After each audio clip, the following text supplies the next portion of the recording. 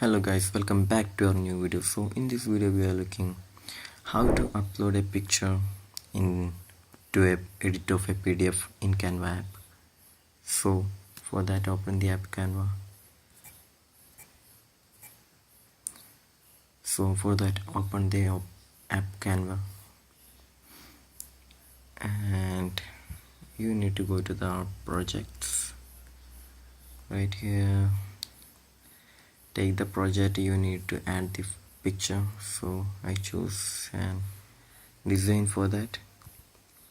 So as you can see, there will be an option on the bottom gallery. By tapping on that, we can see the photos and the pictures on our gallery.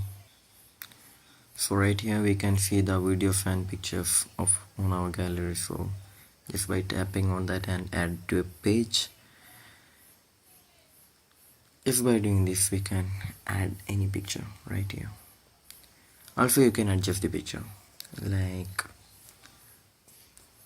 you can auto adjust, you can change the temperature right here, also tint, brightness,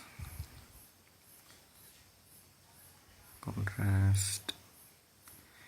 So I hope this video was useful for you. So just do like, share, subscribe to our channel. Thank you.